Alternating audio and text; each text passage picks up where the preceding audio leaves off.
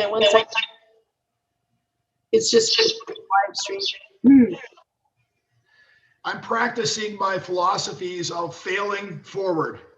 And last week I took a test for a health insurance license and a securities license and a life insurance. And 2 of them I passed, 1 I failed.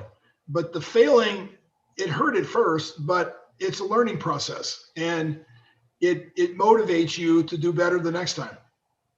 So I looked at it like it was all win, win, win. Yeah, but it was only 1 point. It was only 1 point. It was only 1 point. You know what? Oh, good. I think how many of us though in our lives we've tried to accomplish something and we got that close to it and then we failed. We only needed another day, another step, another yes answer, and we would have been there. And but you know, we gave up. And so I'm not saying I look forward to failures because you know I don't know if that's the right philosophy to have. But on the other hand, it's a huge motivation to say what could I have done differently. Well, you know, I think that it's amazing all of the license that you have, from general contractor, pest control, real estate license. Like you like have it all. Like I told you this morning when we talked earlier, I think you need to get your minister license because people would love to be married by the Chicago Bears Doug Plank. You know, I never thought about that. I know. It's so funny because that's the reality of it. Like you never thought about that, but just I think you can get like your marriage license very easily, and you're so good at license, you know. Isn't it true too? I mean, I've seen movies where captains of ship, they marry people on their vessel. I don't know if that. I mean, I don't necessarily want to be a captain of. I don't want to be a captain of a boat. I'd like to be captain of my life.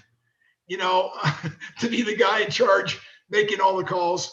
But you know, some of those things, I think they just add to what we can bring to the table, and they give you a different perspective too. I think after passing a lot of these licenses, I really feel differently about how I think about some things. You know, because now I've ingested some information that I didn't have before, and it's valuable. It's interesting. And it gives you a different perspective.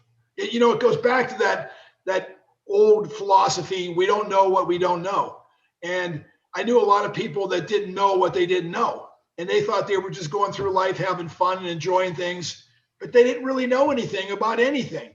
And except for a very, very little small smidgen of maybe their occupation or, you know, something else. But, you know, I think we all have a responsibility, especially in this country, to become is versed on as many things as we possibly can. And I think we become more interesting people, a better spouse to our, you know, whoever our mate is, partner.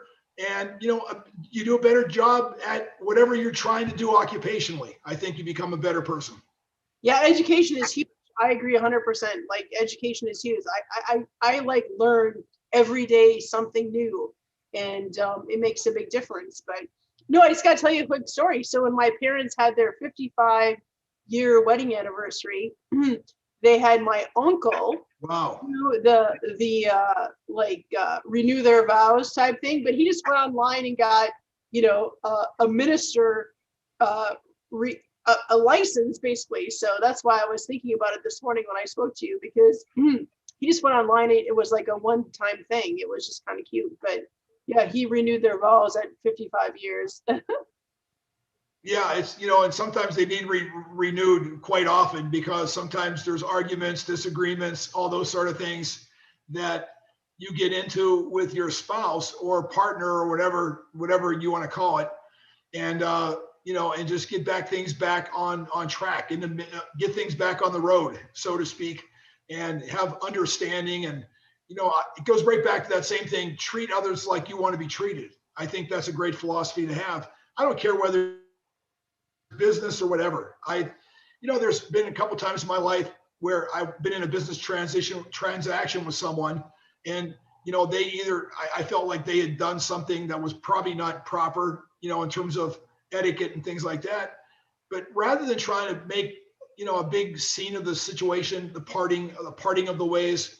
I always tried to make it so that at least there was something that was a string that was hanging on, in terms of communication and still a connection.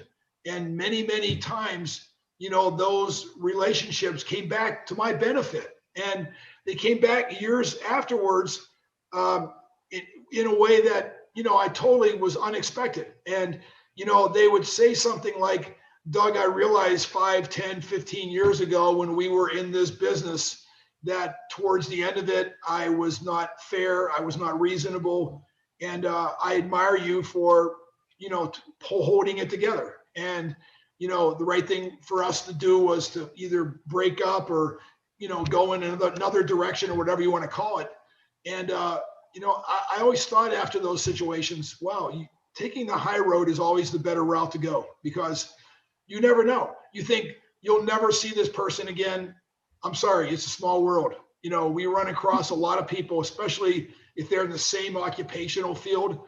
You're going to run into that person again. Or, I look at it this way too. You really want somebody else out there spreading just poison about you, about how you look, what you did, what you said. No, I'd rather have cheerleaders. I'd rather have a bunch of cheerleaders spread out across the world that said, man, I know Doug Plank. He's a great guy. He'll do anything for you. It doesn't matter. And he forgets a lot of things, but other than that, he's pretty good. Well, I think it's funny. I got to tell you. So my mom, her hobby is flowers, right? So Yep. my mom had this event when they had their 55-year wedding anniversary, because she just wanted to have a party and have flowers, and like it was awesome. Like, but that's why I always say my mom and dad are 75 years old, and they're amazing. They're spectacular parents. But it was just really cute because I think she just wanted to have a party. Yes. A reason to celebrate.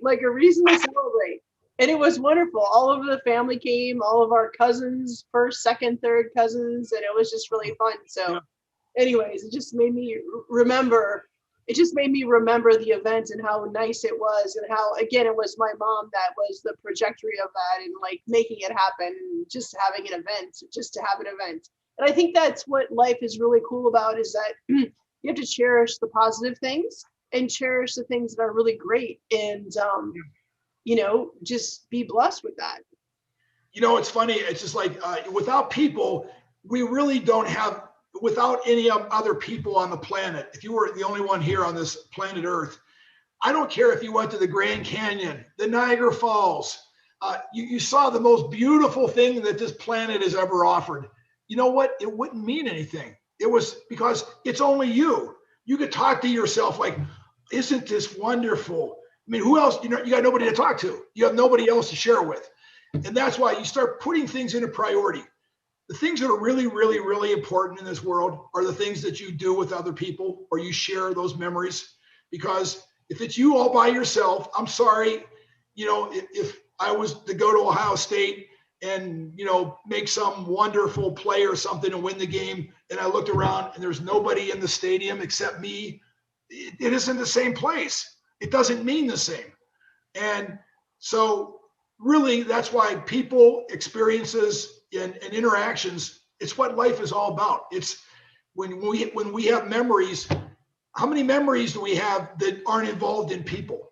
Not very many. I mean, there's a few, maybe a dog or a cat, or something like a gorilla, or a horse, but not many. I mean, it's so why not try to become an expert on interaction with other people, or even sharing experiences with them? That's, I think of my life, and most of the great things were with somebody else. I had somebody else to share it with that really made it special for me.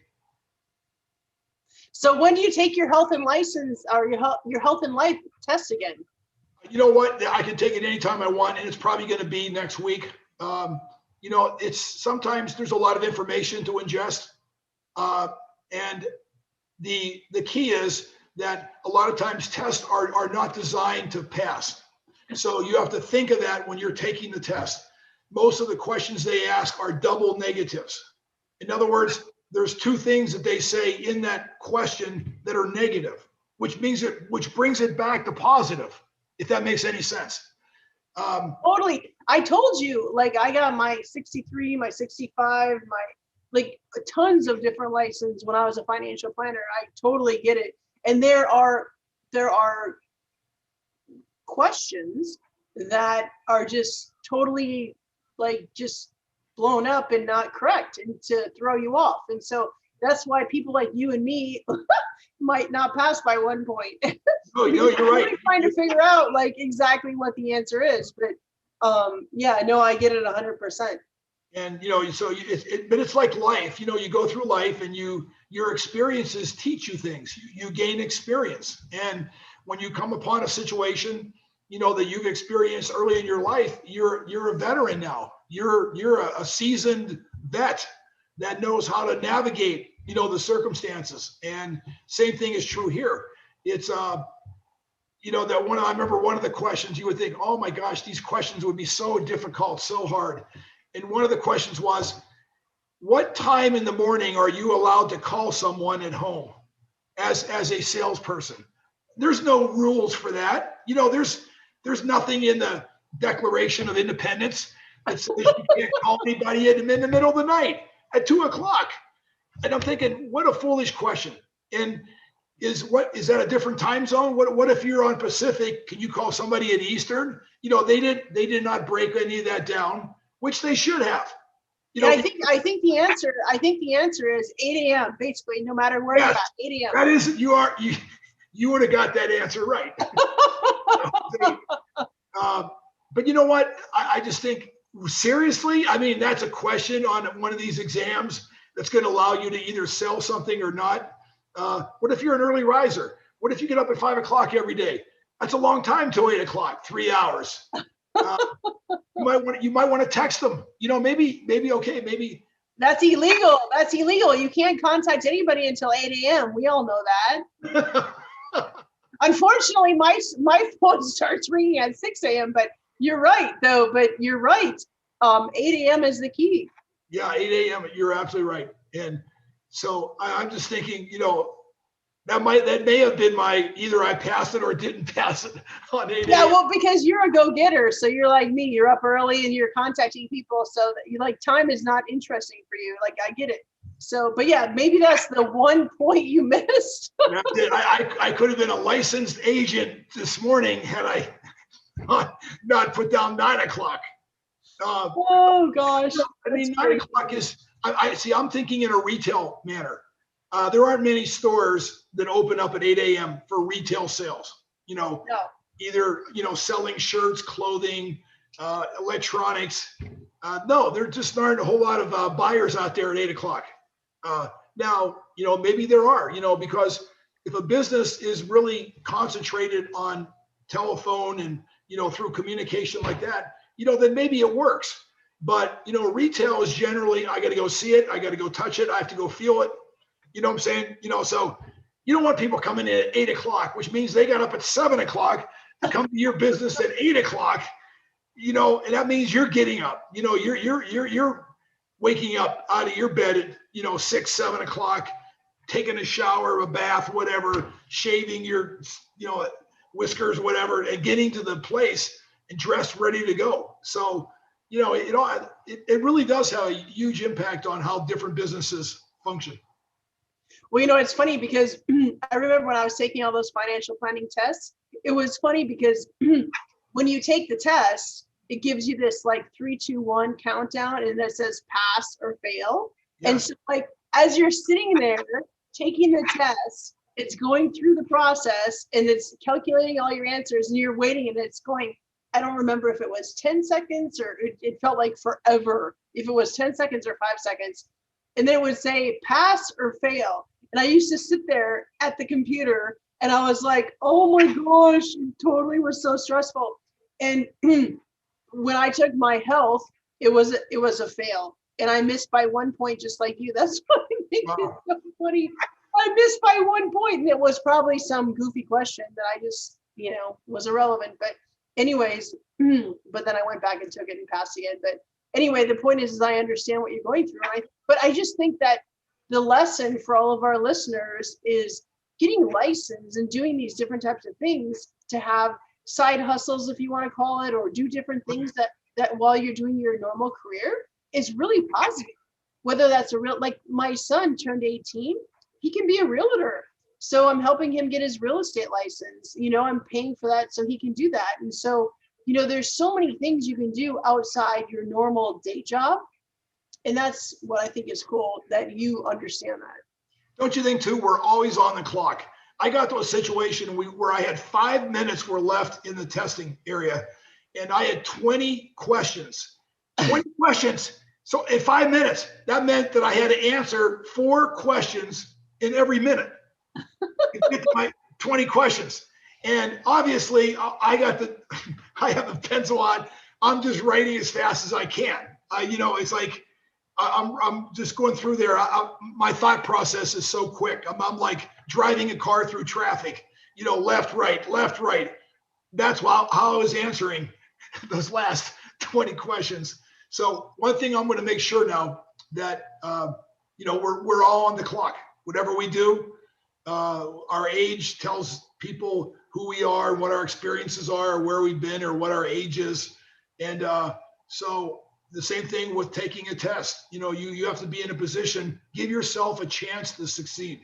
And what I did was, with having 20 questions left in 5 minutes, I really took away, I think, most of the chances I had to succeed.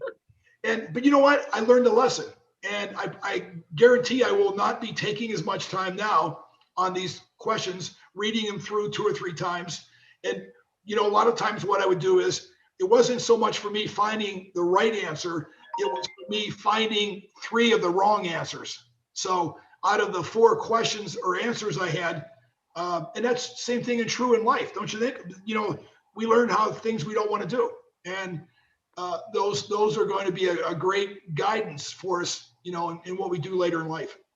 So what's your favorite license that you've gotten? Like, what's been the license that's been the most beneficial for you, Doug? I would say real estate, because you know what? You can go in so many different directions with it. Many of these other things are very specific. Are they difficult to manage and all that? Yeah, they are.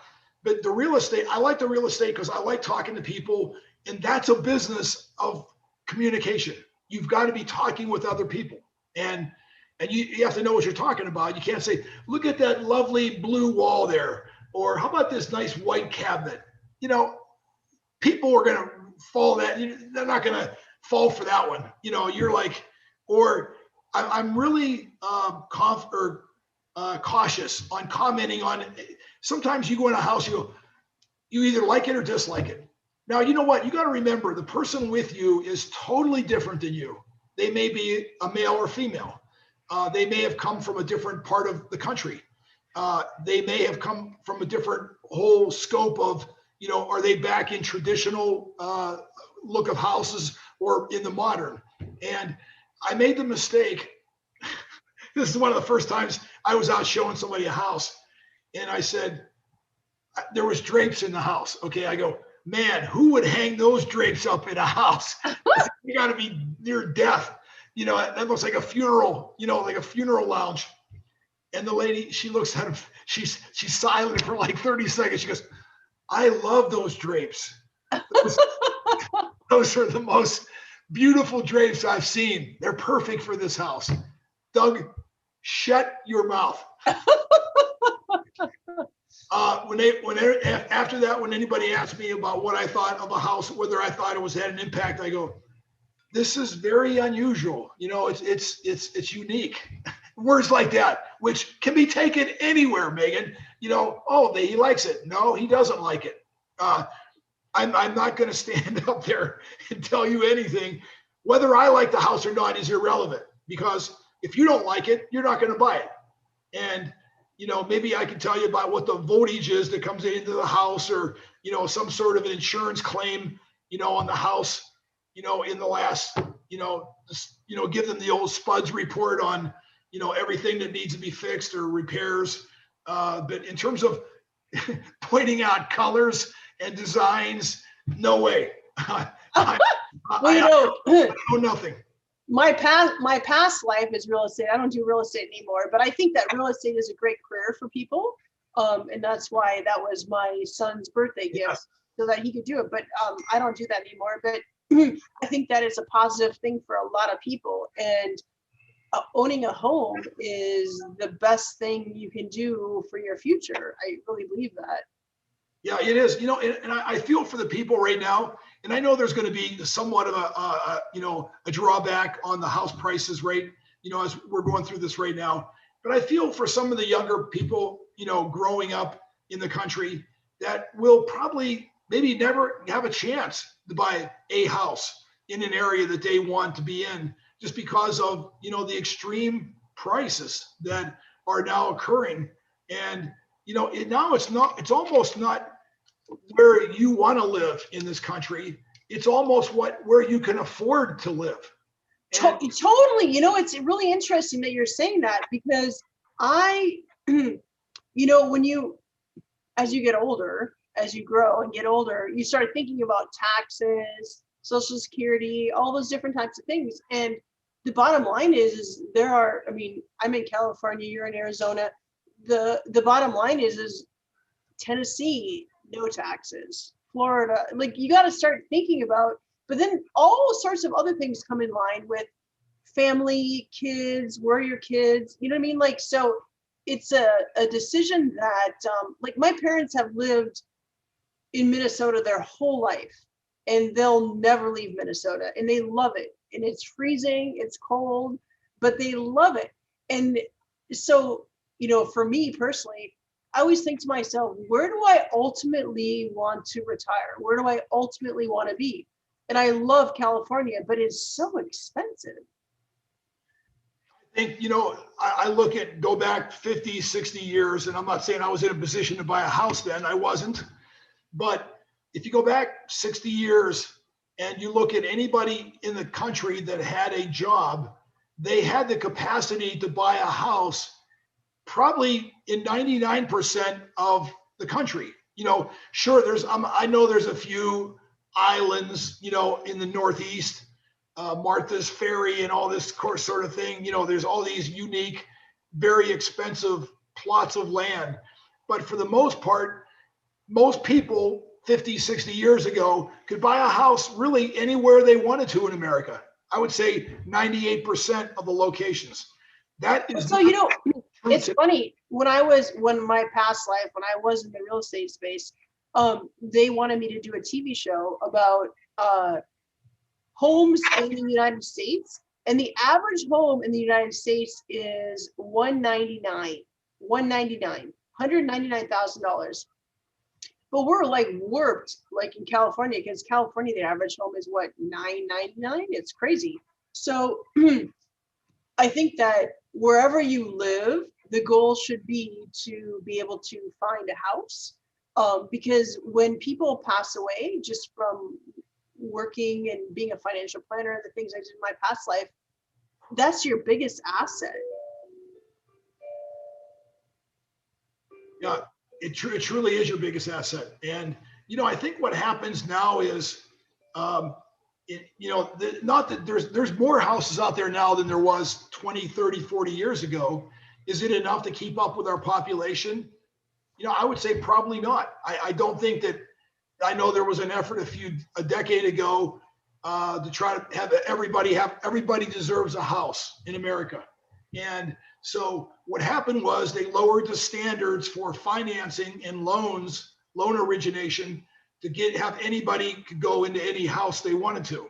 Well, that didn't work out so well. That was the beginning of a huge crash that, not only affected the real estate market, but the securities market in the United States.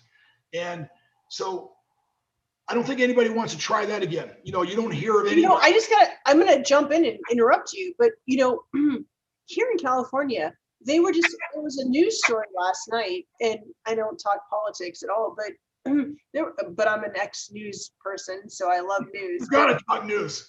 I know I love news. I love news, but I'm still an ambulance chaser. There's no doubt about it. But so they built 39 they built 39 like temporary type housing, because LA, there's a huge homeless population. It's really horrible. It's really bad. But so they built 39 65 square foot homes, temporary homes, and it was $5.4 million. It's like such a goofball. Like that's like so goofy. Like 65 square feet. Like you can buy ADUs and you can buy properties and buy these homes that you can put on a property for $40,000. Like it's just frustrating to me because the problem could be fixed, but it's not working. Like why would it cost $5.4 million to put in 39 temporary 65 square foot trailers? Like, I don't get it. I don't get it. But again, it's above my pay grade, but it's frustrating to me because they could build housing in when the state of California has so much money, they could build housing at a large level and put in thousands of people because we have so many homeless people in California.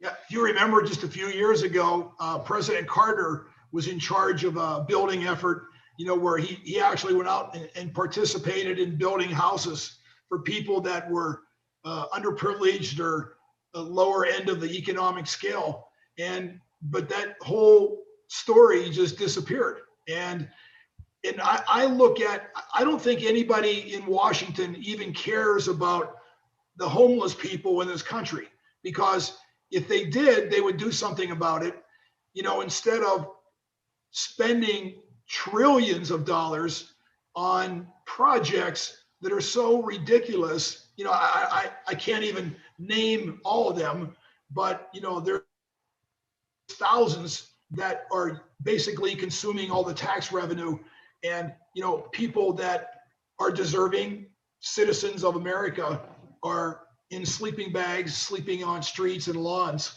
around America. And I just think the priorities, I'm all for trying to get the latest New Deal or whatever it is. But at the same time, doesn't everything start with somebody's house? I mean, if you don't even have a house to go back to, Megan, how do you get through the day? I don't know how people do it. Well, no, so my personal goal, like I'm not in real estate anymore. I don't do real estate at all, but my personal goal is to use my own personal funds eventually and build places where people can go that are homeless, because it's easy to do, and there's no benefit, but it's, I want to be able to, living in your car is not cool. Like and kids in California, it's just the worst. It's the worst here in California, and I don't know how to fix the problem. I can't fix the problem, but when I have the resources to do it by myself, I would build something that they could stand, because the state of California is spending $5.4 million on 39 64 square foot trailers is insane. Like literally, I can't even believe that it passed. I can't even believe that they were able to do that, because there's no way it costs that much. It's $49,000 for 150 square foot trailer. And like, I just don't understand. Like, but again, it's above my pay grade. I can't fix it, but you can go on Amazon.com and buy a house for $49,000 and put it on a piece of property. How is it that it took $5.4 million for 39 houses that are 65 square? It's insane. But again, what it is. But so my goal eventually someday is to be able to get those homes and put them on properties and help people, because people go through rough times. People have events, people get divorced, people lose their jobs, people go through COVID, whatever you want to call it. People go through transition, but nobody should live in their car. It's just not right, and it makes me feel bad. Yeah, I think we should have priorities like everybody else in the universe and world. And I think we should help those people first versus, people that are just coming in from the country in the last couple hours.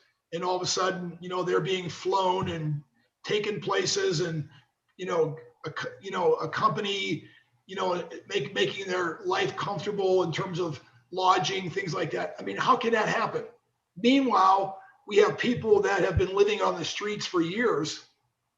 I just don't get it. I think. Well, some of it is also the other part of it is mental health, which is a huge thing, mental health. And so there's a lot of people that are homeless due to mental health, and they need help with that also. So, that's why I do the Soaring Summit, because I have tons of mental health experts that help with those types of situations.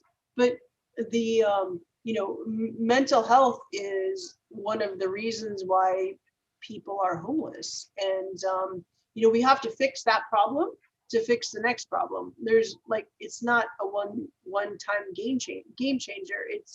It's a bunch of different stuff. But I don't know, people like me and you and, other positive people out there that are always working towards it. That's the whole goal, is just to help people and be a positive influence. And that's why you and I do this. I think one of the biggest parts of life is being able to look at yourself at the end of the day and say, I did something today. I accomplished something. I made things better. I improved myself. And we can all go back to when we were kids, and every day was like the other day. It didn't matter whether it was Monday, Tuesday, Wednesday, Thursday, Friday, Saturday. It didn't matter, because every day was the same. You got up, you ate, you went and played, outside in the yard, at the playground, whatever, came back, had lunch, went out, did some more playing, came back, had dinner, went to bed at night. But you know what? And that was fun. I enjoyed that as a young person, but I really started enjoying things when, you get a paper route, or you get your first job, and all of a sudden, man, you're owning that now. You're taking that responsibility. And even though it's work, it makes your life better. It makes it more impactful, because now you actually feel like, hey, I'm going towards something. I'm improving myself. I'm getting different skills. And I think all these people, what you were just talked about, I don't think any of those people willingly wanted to just sleep on a sidewalk or in a garbage can or whatever. I think they all felt like, they wanted to improve themselves, but for whatever reason, they just couldn't get it done. They didn't have the skills, the confidence, or as you were saying, the mental faculties to just show up every day at a job. It's like having been a business owner in this world, I didn't realize how hard it was for people to show up every single day until I got a business. And after calling people in the morning all the time, hey, where are you? Are you sleeping? Are you still on your way here? You started to realize, hey, getting up every morning is not that easy, and showing up and being productive and being part of the team. And I think those are all learning things, though, that any of us that have ever had any success in life, with an organization or accomplishing anything, we've had to do it, be structured and disciplined and work with other people. And, when you're not working with other people, to me, I just think you're going downward. You're losing the capacity to be a good teammate. And everything we do is you're part of a team sooner or later. Even if you're the CEO, top executive of any company, you came up through the channels of positions, and you learned what it took to be a good administrator, supervisor, and director of other people. And I think that without doing that, people really have a huge vacuum in their life. I agree. All right. So I always say that we're going to keep our stuff to 30 minutes, because you and I can talk forever. And I always want to tell our listeners that, Doug, I'll call you as soon as I end this live video, but it's always amazing to talk to you, and you're spectacular. And our podcast is really an inspiration for a lot of people. A lot of people have been emailing me and telling me how much they love hearing what you say and your inspiration and the things that you do. So I just want to tell you, thank you for spending the time with me on Saturdays, because people really enjoy what you say, and your knowledge and your life experience makes a big difference for other people's lives. So I just appreciate that. Thank you. Megan, let me just say this too. if I was just here talking like a lot of hot air, after 30 minutes or whatever, I've been in a lot of rooms and I've had teachers, other professors get up there and just talk for 30 minutes. It like went in one ear and went out the other. There wasn't anything that caught or stuck inside that brain because it was nothing. It didn't mean anything. And they were just talking like they were reading a book. When you can experience something firsthand, real life, it never leaves you. It stays somewhere in your mind, in your heart. You never let it go. And yet it's always there when you need it. When you're in another experience similar to that, and you gutted it out, you did the right thing, you worked hard, you got up every morning and you were on time. All those things come back to you like in droves. And the moment you see somebody failing, you're going, listen, it's not that hard. But you got to save more money than you spend. You got to burn more calories than you eat. I mean, it's all these different equations. Don't walk in here, 500 pounds and, you're lost in space. That's your fault. And it's something that you did. So, we're all accountable for our actions. I was always told as a coach, you are who what your record says you are. So you can talk all this you want about, I'm this, I'm that, I can do this, I can do that, I'm a wonderful guy. No, if you're losing, you're not a good coach. It's just not that's the way it is.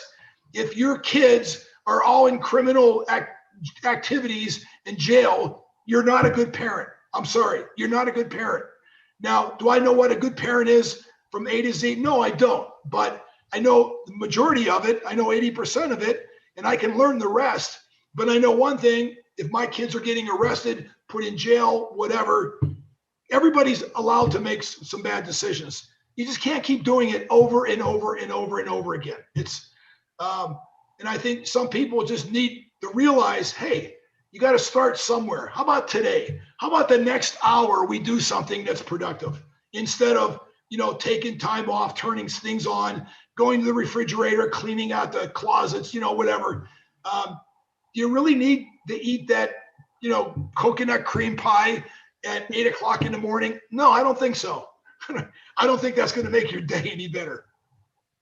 Well, I think that what's really important is that getting up, having focus, doing what you do, and being aggressive and a go-getter is key. And that's called drive.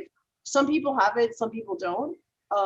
Some of it is embedded, like my fiance said to me this morning, why do you get up at 5 a.m? It's Saturday?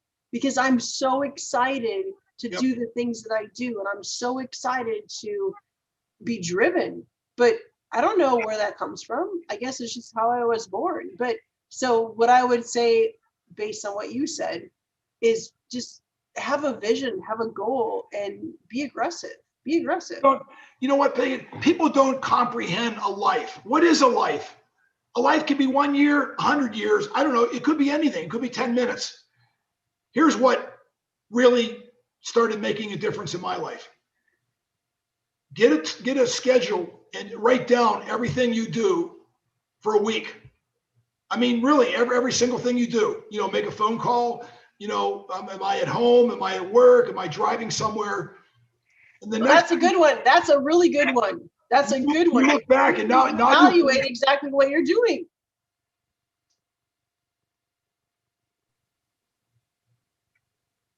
And you know what? So once you get done with what you're doing, here's the other one. This was even harder.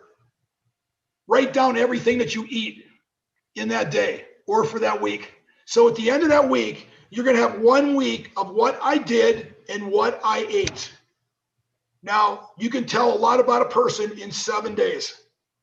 Is that a winner's schedule? Is that a winner's diet? And if it isn't, then you better make a change. Because we're not talking about months or years or all those sort of lofty goals. No, we're talking about 1 day at a time, 1 week at a time. Don't even go any further than a week. Because if you can't cover it for a week, I guarantee you can't cover it for a life, for a year. You can stop right there.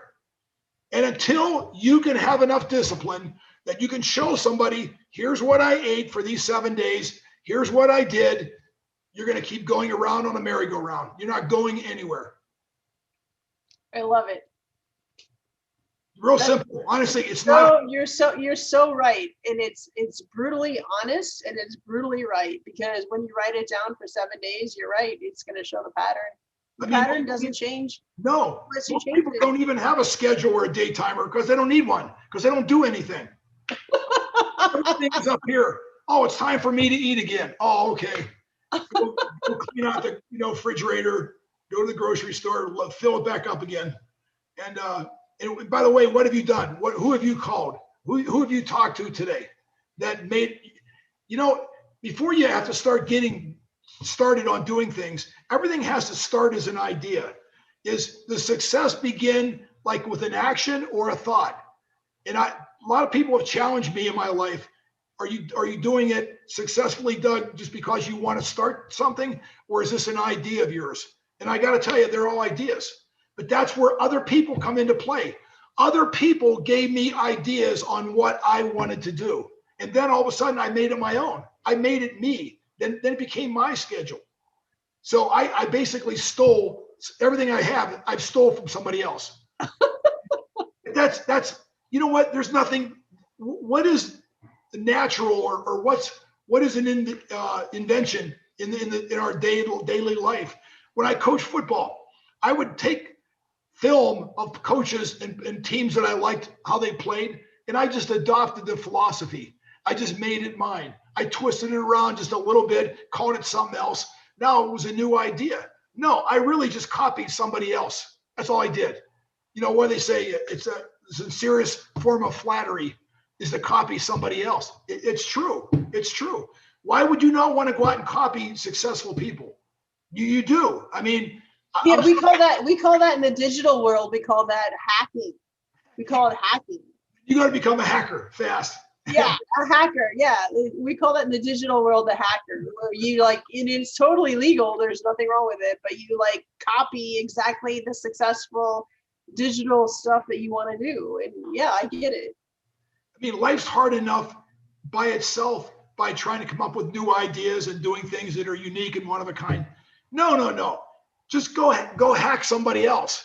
Go hack what they do in terms of what their daily schedule is, their plan, their work habits, or don't even be afraid to ask them. I guarantee you 8 hours are not spent in the kitchen. Nobody's had, other than some of those cooks, there's nobody else that's going to have success in the kitchen. Okay. I use the kitchen for an area to walk through, not to eat. I don't park my body there. And, I mean, I enjoy eating like everybody else, but, to some degree, enough is enough. Well, you're a buff man for your young age. Well, I don't know about that. I look better from the outside than I do on the inside. Everybody comes, I have doctors looking at my spine. They go, "Oh my gosh, Doug, this is not good." My joints, I have 4 joints that are metal now. So, I've gone through all the cartilage and bone that I've been able to been given with at birth. And so now I'm down to titanium.